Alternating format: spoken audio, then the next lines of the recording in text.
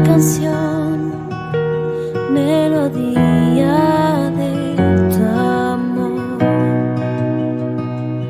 Me das libertad en la adversidad. Ya no hay más temor.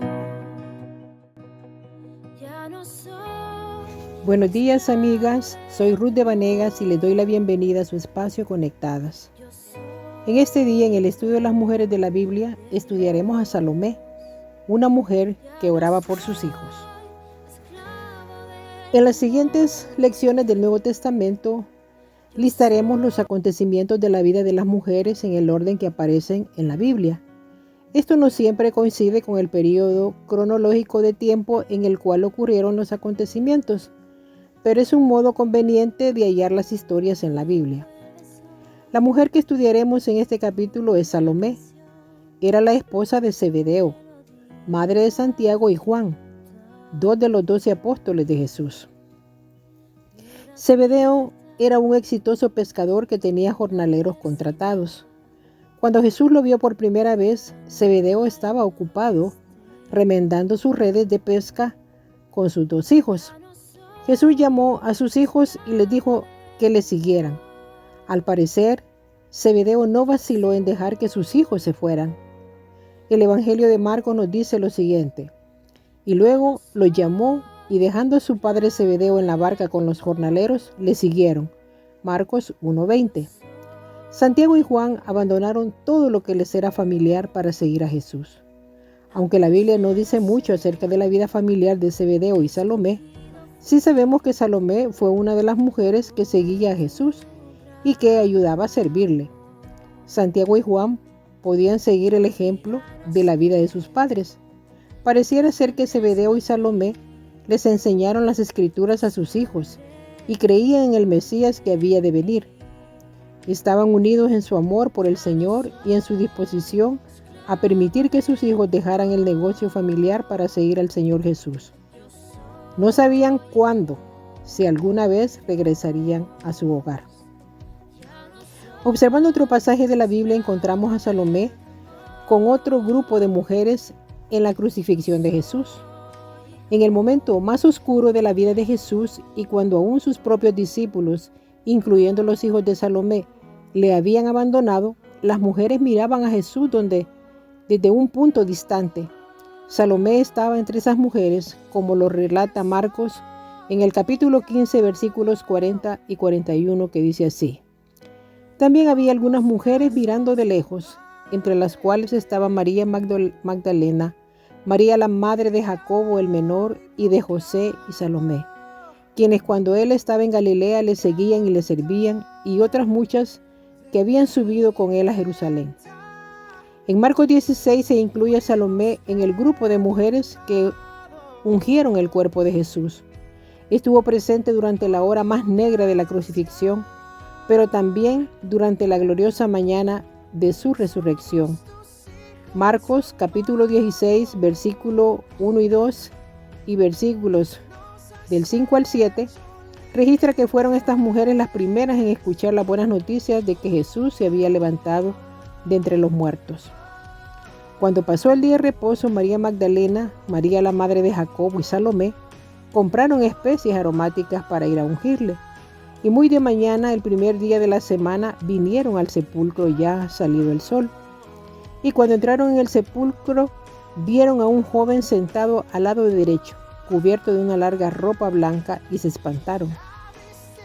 Mas él les dijo: no os asustéis, buscáis a Jesús Nazareno, el que fue crucificado. Ha resucitado, no está aquí. Mirad el lugar en donde le pusieron. Pero id, decid a sus discípulos y a Pedro que él va delante de vosotros a Galilea. Allí le veréis como os dijo. Salomé era una devota de Jesús y le reconocía como Mesías. Creía que un día Jesús iba a asumir el poder en un reino terrenal. Al igual que otras madres, tenía ambiciones para sus hijos. Sabiendo que sus hijos mantenían una íntima relación con Jesús, Salomé se dirigió a Jesús con gran audacia y le pidió que se le diera a sus 2 hijos un lugar de honor en su reino.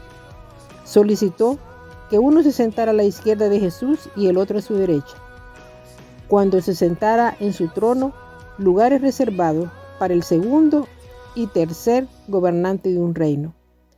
He aquí lo que dijo Salomé, como lo leemos en Mateo capítulo 20, versículos del 21 al 23.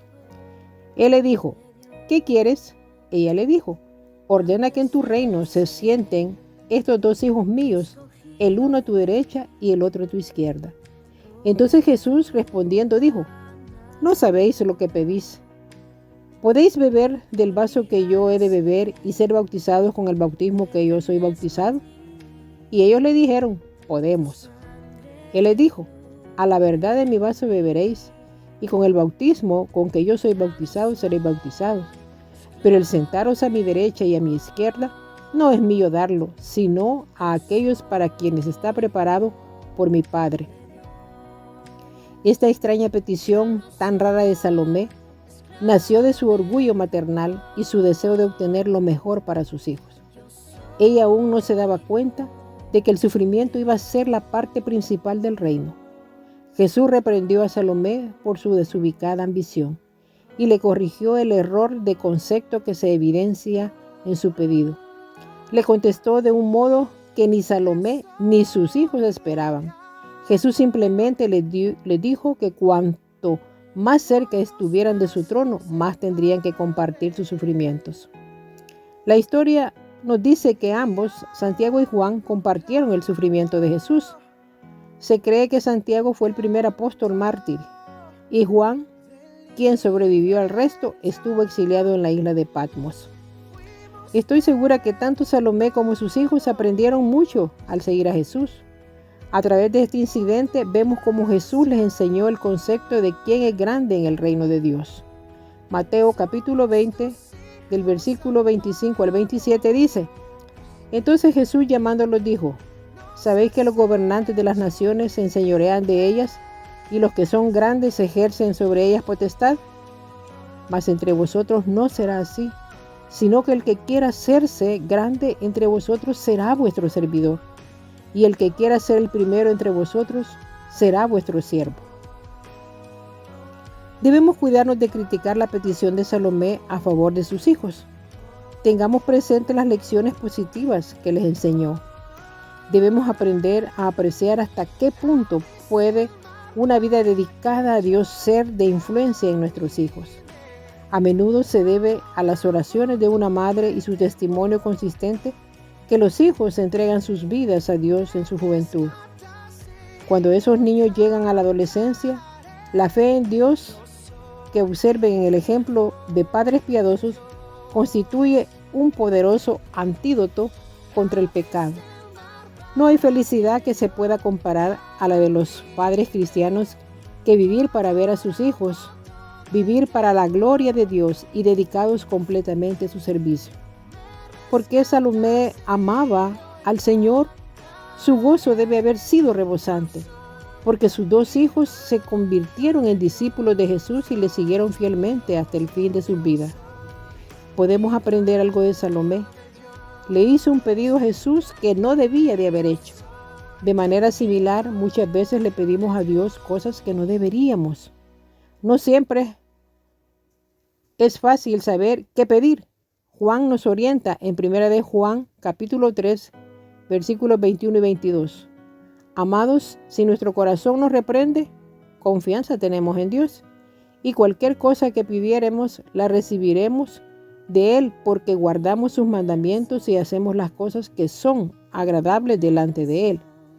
Si guardamos los mandamientos del Señor y hacemos lo que le agrada, entonces podemos orar con confianza.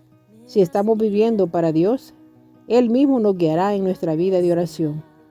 Nos encontraremos pidiendo de acuerdo con su voluntad porque estamos viviendo de acuerdo con su voluntad. Entonces, si alguna vez pedimos algo que no debemos pedir, el Espíritu Santo nos lo hará saber, así como Jesús le hizo saber a Salomé que su petición era incorrecta.